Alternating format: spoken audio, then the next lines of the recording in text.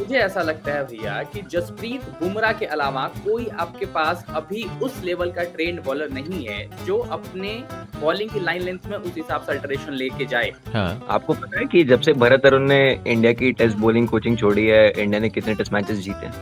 या very fair point, I think that's a very fair point.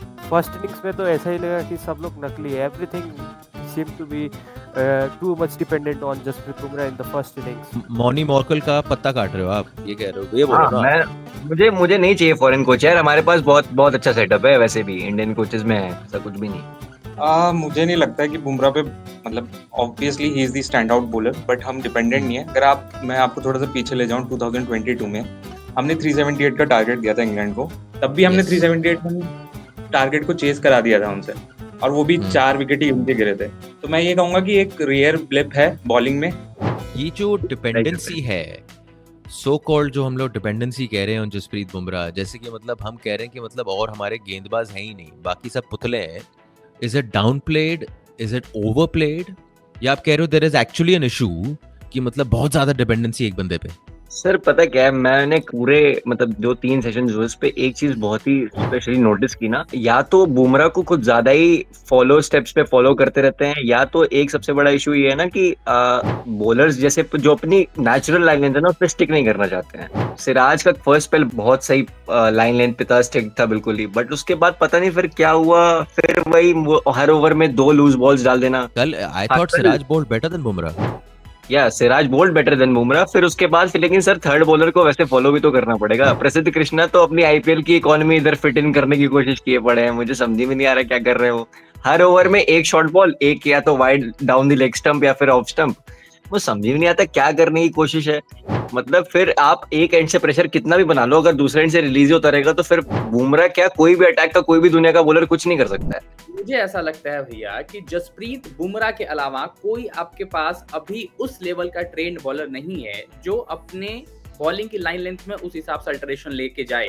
Obviously we are not somebody उनको बताए, क्योंकि वो प्रोफेशनल प्लेयर्स हैं, हमने जितनी क्रिकेट देखी या समझी है उससे मुझे ऐसा लगता है कि अब प्रसिद्ध कृष्णा का एग्जांपल लेते हैं, उनको अगर आप राइडन कार्ड से कंपेयर करो, I was listening to the commentators and expert, both were on the same line and length, और किसी को फायदा नहीं मिला, ना ब्राइडन कार्स को मिला ना ही प्रसिद्ध कृष्णा को मिला, क्योंकि लाइन लेंथ आगे नहीं थी। आप hit the deck, you are not playing in South Africa और Australia, you are in England and the situation here is completely different. अगर ये सीरीज खुदा ना खास्ता हम हारते हैं, मुझे ये समझ में नहीं आ रहा कि अभी आप क्या मतलब टेस्ट क्रिकेट के कोचिंग सेटअप में कुछ बदलना चाहते हो? यार आई वुडंट वांट टू भाई, can I be honest with you, I got more positives than negatives from this game.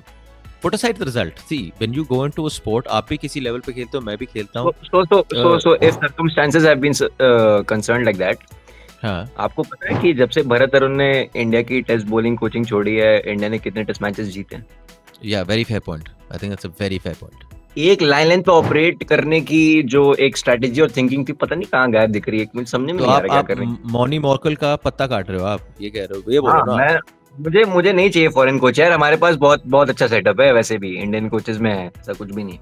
First innings में तो ऐसा ही लगा कि सब लोग नकली है, everything seemed to be too much dependent on Jasprit Bumrah in the first innings. In the second innings, Shardul Thakur and Prasidh Krishna were amongst the wicket, but you see Jadeja was not getting wickets, and even Mohammad Siraj looked too bad for me in both the innings. He was not in his full colors where he used to get wickets.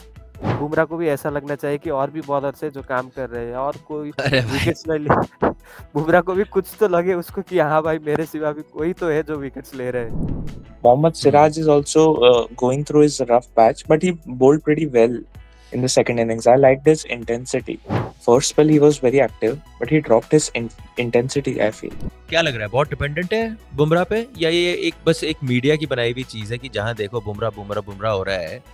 मुझे नहीं लगता है कि बुमराह पे मतलब obviously he is the stand out bowler, but हम dependent नहीं है। अगर मैं आपको थोड़ा सा पीछे ले जाऊं, 2022 में हमने 378 का टारगेट दिया था इंग्लैंड को।